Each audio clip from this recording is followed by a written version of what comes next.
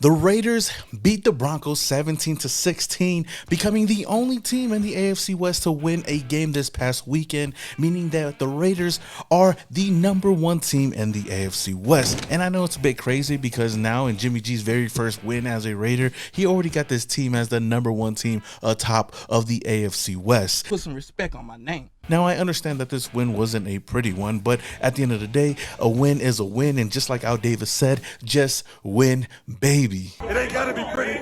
You just gotta get it done. The Raiders have now won 7 straight games against the Denver Broncos, meaning that the Broncos have never beaten the Las Vegas Raiders ever since we moved over here to Las Vegas. Nah. Even with all the analysts out there saying that we were gonna lose this game, we went out there, we handled business, and we got that W. Yeah, man. 1-0, baby. Let's go. At the end of the day, it feels good to, relax on a Monday, because food just tastes better. The day feels better. Our sleep feels a little bit better after a victory. And the Raiders are 1-0. Let's go. Before we start this video though, Raider Nation, if this is the first time you're coming across my channel and you love the Las Vegas Raiders and you have not subscribed already, man, hit that subscribe button, hit that notification icon button to notify you guys when I upload more videos just like this. With that being said, cue the intro. And you tell them one thing. Just win, baby. It's because you're not feeling Uzi. Now, Raider Nation, let me talk to you. I know, like I said before, this definitely wasn't the prettiest win out there, but I would say the main reason why we came out of this game with that victory, 1 was Jimmy G, and 2 was that our defense made key stops when we needed them to. Obviously, Jimmy G showed that he was a leader out there. He's gotten a lot of praise from his peers, his teammates, even the coaching staff. Man, he's a dog. Any quarterback that's willing to take a hit in the big moment to secure the win got my respect. I mean, I'm happy to have him here.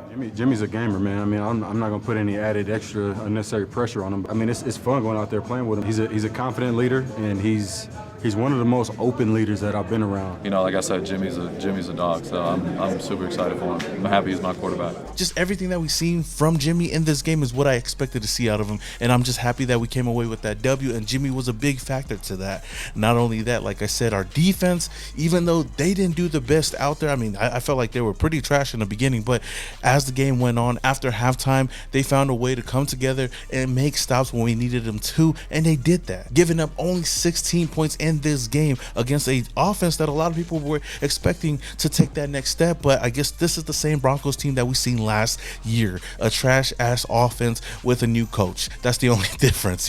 Our defense was able to hold the Broncos to only 16 points, and the Raiders offense was able to capitalize off of that. Even with all the mistakes that we made in this game, we came through, and shout out to our quarterback, our leader, Jimmy G. And speaking of Jimmy G, I want to talk about his debut as a Raider, the first game out there in the silver and black, leading this team in Denver in Mile High against an AFC West division rival. Man, these aren't easy games to come around, and even though we won 6 straight games against these donkeys, that still doesn't mean that this was going to be an easy win. But the fact that we went out there, we persevered, and we came away with this W, I'm really happy about that. A lot of people had their doubts, especially Raider fans and even fans outside of the Raider Nation. But going into this game, Jimmy G in the very first drive already showed that poise and that patience in the pocket, that awareness that he had in the pocket in this game is one of the main reasons, like I said before, is why we came away with the W. He was able to extend plays with his feet. He was able to run for first downs. Like I said, early in the game, he got knocked out of the game just for a little bit. We got to see a little bit of Brian Hoyer jabroni ass in the game for a little bit, but Jimmy G still came back in the game, still went out there and scored a touchdown on the very first drive, a stat that I didn't even know about. We haven't scored on the opening drive with a touchdown since 2019, and we bring in a quarterback like Jimmy G, and we're already doing that on the first drive. Let's go. That's what I'm talking about. But not only was Jimmy G able to extend plays with his feet, he was able to step up in the pocket, move around in the pocket when the pocket was collapsing, was able to get away, throw the ball downfield, and still make plays, getting the first down, keeping drives alive. And that was something that we were missing, especially with our last quarterback, Derek Carr. I'm not trying to shit on Derek Carr, but I'm just stating the facts right now. There was a lot of plays that I seen when the pocket was collapsing that I would usually see Derek Carr throw the ball away or take the sack. And in this game, I seen Jimmy G making plays, being able to keep his eyes down the field and finding his receivers for a first down. There were some big plays and some big moments, and that's what you want to see out of your quarterback. Eventually, with all that awareness in the pocket to keep plays alive, Jimmy G was able to ice the game away with that huge first down run at the end of the game to finish off the game, winning 17-16. And I would say that was one of the biggest plays for us in this game. You look at his stat line, Jimmy G was nearly perfect. 20 for 26, 200 yards, 2 touchdowns, had an interception, which I'm going to talk about in just a little bit, and came away with 0 sacks. Like I said, the pockets weren't always perfect out there, but Jimmy G was able to move around in the pocket and was able to avoid any kind of sacks that he could have gotten in this game. I already know that the stat line doesn't look crazy, elite, or anything, but I'm not expecting Jimmy G to go out there and look elite. I am just expecting Jimmy G to go out there, lead our offense down the field, and get points on the board. You look at the red zone scoring in this game, the Raiders had 4 trips in the red zone, came away with 2 touchdowns, 1 field goal, and 1 interception. Now, that 1 interception I do want to talk about, I would say was a con for me. That was probably one of the negatives that I had for Jimmy G, because yes, he missed some of his receivers here and there, even on the field goal drive. He missed Davante Adams in the end zone. Of course, I'm pretty sure that he would want that play back, and he also missed Davante Adams on the interception. He forced that throw when he got intercepted. He could have easily ran out of bounds. He could have easily threw the ball out of bounds. Whatever, but at the end of the day, like I said, I'm not really going to get on them too much, because we still were able to keep the game close, and we were still able to come away with the victory. But Jimmy talked about it after the game, and I know that he would have wanted to have that back. Yeah, the pick, I mean, it's terrible, stupid decision. Got to take the points there, throw it away when nothing's there, but mental toughness kicked in, and guys stuck with it. Now, another player that I do want to highlight that had his debut as well in the silver and black was Jacoby Myers. He definitely stepped up in his debut for the Raiders as the Raiders' number 2 wide receiver. He was our leading receiver overall with 7 receptions for 81 yards and had 2 touchdowns. The first time in his career to have multiple touchdowns in one game. So huge applause to Jacoby Myers for coming out with a huge game. Off the rip, Myers already looked like he had that connection down packed with Jimmy G out there. Now, Davante Adams only had 6 receptions for 66 yards. I wish I could have seen a little bit more of Davante Adams, but you know, the defense is always going to keep their eye on Davante, but it's good to see, like I said, our second wide receiver step up like Jacoby did in this game. Now, he did get knocked out later on in this game, which, you know, helped us get a first down, which was huge for us later in the game. Now, I don't want to really say that was a positive for us, but it did help us a bit. I don't know what it was with the Broncos in this game, but it seemed like they were playing dirty out there. All those dirty hits, even on Jimmy G, even on Jacoby Myers, it just kind of seemed like, you know, Sean Payton, with the history that he does have, he was trying to bring that Bounty Gate 2.0 back, you know what I mean? But at the end of the day, they still took that L, so no matter what, it didn't work out for them. Now, a receiver that we didn't get to see at all in this game was Hunter Renfrow. 0 reception in this game. There was no love shown to Hunter Renfrow. I'm not going to be too worried about that, because we still were able to get the job done with the 2 receivers that we had in this game mostly. But hopefully we get to see a little bit of Hunter Renfrow as the season progresses. Now let's move on to the other side of the ball, the defense. Like I said, in this game, the defense still looked like a problem out there, especially in the beginning of this game. We weren't getting any kind of interior pressure throughout this whole game. Obviously, you see Max Crosby get to the quarterback. I mean, Max was doing what Max does all the time, getting to the quarterback. He even got a sack in this game. Jerry Tillery came away with the sack in this game. We even got to see Malcolm Kuntz in the backfield a little bit.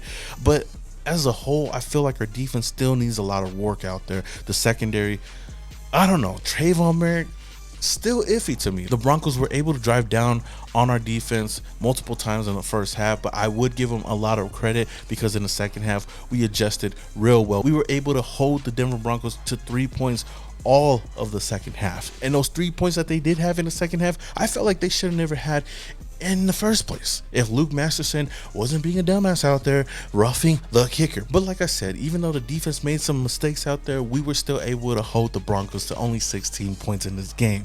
Tyree Wilson was a player that I was kind of worried about. He looked a little bit slow off the line, but I'm sure he's going to learn from that and get better as the season progresses. I mean, this is a guy that missed most of training camp, so I'm not really going to down him on that. I'm just going to expect him to get better as the season progresses. Also, another guy that I don't want to forget to mention on the defensive side of the ball that did pretty well in this game, I would say, was Nate Hobbs, who played in the slot, you know, a position that he was really comfortable in, and came away with 12 total tackles, which was our leading tackler on the defensive side of the ball. And just staying on the defensive side of the ball just for a little bit, there were missed opportunities. Like I mentioned before, the Raiders were able to stop the Broncos, and we were ready to get the ball back, and Luke Masterson roughs the kicker gives the Broncos the ball back. They were able to drive down the field, kick a field goal. Like I said, the only 3 points that they had in the second half, but there was also another play where the Raiders had a fumble recovery, but it was called back because of Marcus Peters on the other side. I forgot what the call was, but the Broncos kept the ball and they kept their drive alive. All these little mistakes that we made in this game, I felt like last year, if this was to happen, we would definitely fold and give up the lead like we usually did, but our defense was able to bend but not break. We were able to make plays, make stops when we needed to, and give our offense opportunities to go out there and, you know, get the lead back. Now, speaking of the offensive side of the ball, one unit that I felt like was non-existent in this game was the running game, man. Obviously, we got to see Josh Jacobs come back in, you know, that new number 8 jersey. He did miss most of training camp because he was holding out for a bit, but finally came back. I didn't know how big his workload was going to be, but he came away with 19 carries for only 48 yards. Josh Jacobs definitely looked rusty out there, and he would admit that as well. Not only that, man, I got to knock the rust off too. It was a few plays where I feel like I tripped up a little bit, plays that I know I could have made, or reads that I was kind of a little late on. And it's gonna come with me, man, working at practice and you know, trying to get that back in with not being here in the offseason. Now, again, I would not worry too much about the run game. Of course, they didn't look great out there. Josh Jacobs, being the donkey killer that he usually is, was basically neutralized in this game, but I'm not worried about it too much. If I was to give any kind of credit, if there was a big play, an important play that Josh Jacobs made in this game, I would say was the huge block that he had at the end of the game to help Jimmy G get that first down run to ice the game and get the W. Because if it wasn't for that, who knows if we get a W at the end of the day.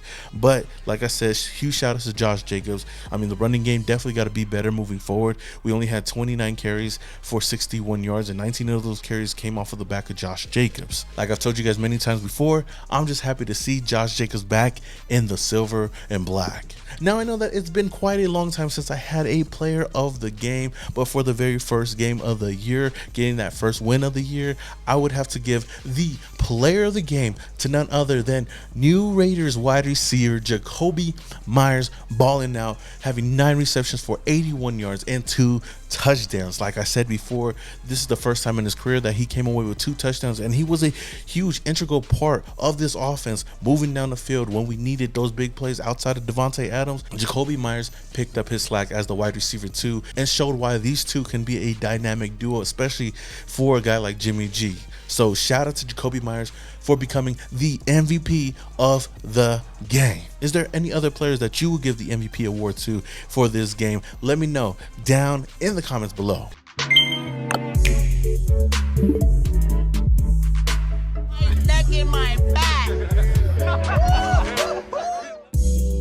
Now, another segment that we have not done in quite a long time, and a fan favorite, is the My Neck and My Back play of the game. And in this game, it was kind of hard to kind of pick or pinpoint any kind of play that I wanted to use for this segment, but I had to give it to none other than our quarterback, Jimmy G, sliding into that victory, baby.